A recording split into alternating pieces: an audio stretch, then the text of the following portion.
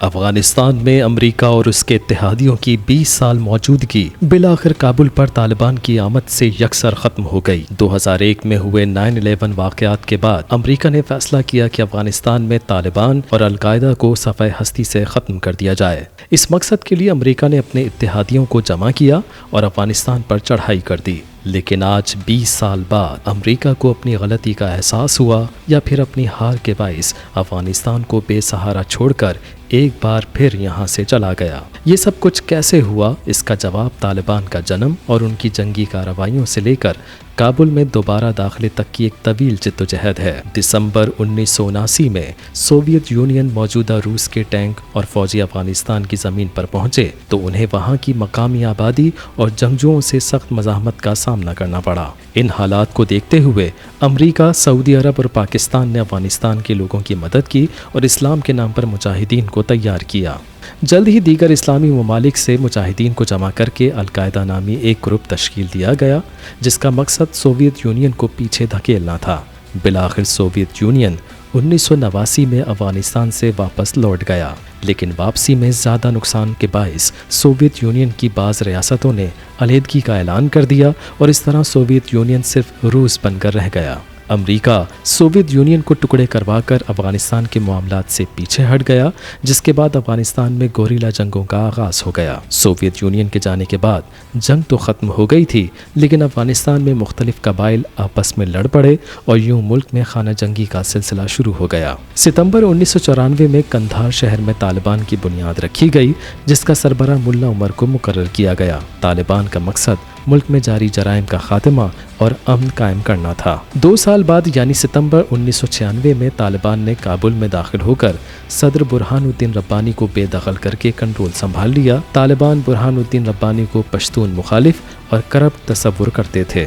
طالبان نے افغانستان کو امارات اسلامی قرار دے کر ملا عمر کو امیر المومنین کا خطاب دیا اور حکومت سنبھال لی۔ افغانستان کے 90% حصے پر طالبان کی حکومت قائم ہو گئی، جو کہ 5 سال تک رہی۔ اس دوران طالبان حکومت پر خواتین کے ساتھ ناروا سلوک، انسانی حقوق کی پامالی جیسے معاملات پر پروپیگنڈا کیا جاتا رہا، لیکن طالبان نے ان الزامات کو مسترد کر دیا۔ 1999 میں طالبان کی قیادت پر القاعدہ کو پناہ دینے کے الزام میں اقوام متحدہ کی سیکیورٹی کونسل نے پابندیاں عائد کر دی تھیں، جس کے بعد امریکہ میں ہوئے 9/11 کے واقعات کے بعد ان پابندیوں میں توسیع کر دی گئی۔ 9/11 کے واقعات میں ملوث 19 دہشت گردوں کو افغانستان میں تربیت دینے کے الزام میں امریکہ نے طالبان کے سربراہ ملا عمر سے القاعدہ کے سربراہ اسامہ بن لادن کو امریکہ کے حوالے کرنے کا مطالبہ کیا، لیکن طالبان کے انکار پر امریکہ نے افغانستان پر حملہ کرنے کی منصوبہ بندی کر لی۔ اکتوبر 2001 میں امریکہ نے افغانستان پر حملہ کر دیا اور اپنے ساتھی ممالک کے ساتھ مل کر افغانستان سے طالبان کی حکومت کا بھی خاتمہ کر دیا۔ ان حالات میں رشید دوستم اور حامد کرزئی اور دیگر طالبان مخالف افراد نے امریکہ کی مدد کی اور امریکہ اور اس کے اتحادیوں نے حامد کرزئی کو افغانستان کی قیادت سونپ دی۔ 2004 میں حامد کرزئی کو باقاعدہ صدر منتخب کر لیا گیا۔ امریکہ اور اس کے اتحادیوں نے افغانستان میں اسامہ بن لادن، ایمن الظواہری اور ملا عمر کی تلاش شروع کر دی۔ طالبان 2005 میں دوبارہ منظم ہونا شروع ہوئے اور 2009 میں امریکی صدر باراک اوباما نے پہلی بار افغان حکومت کی جانب سے طالبان قیادت کو مذاکرات کی پیشکش کر دی، لیکن ساتھ ہی ساتھ امریکہ افغانستان میں جنگ ہارنے کے خوف سے مزید فوجی بھی بھیجتا رہا۔ حامد کرزئی نے 2009 میں دوبارہ صدر منتخب ہونے کے بعد ملا عمر کو مذاکرات کی دعوت دی، جسے ملا عمر نے مسترد کر دیا۔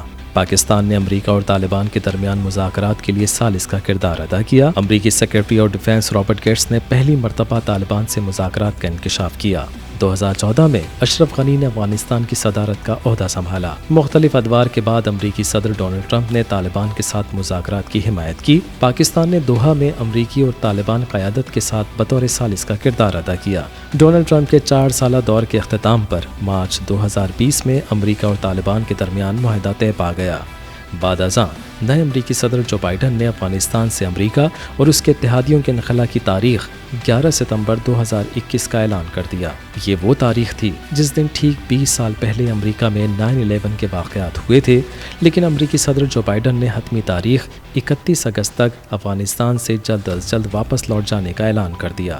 طالبان نے امریکی انخلا کے اعلان کے ساتھ تیزی سے افغانستان کے دیگر صوبوں پر قبضہ شروع کر دیا اور بالآخر 15 اگست کو دارالحکومت کابل میں داخل ہو گئے۔ جس کے بعد افغان صدر اشرف غنی صدارتی محل سے روانہ ہو گئے۔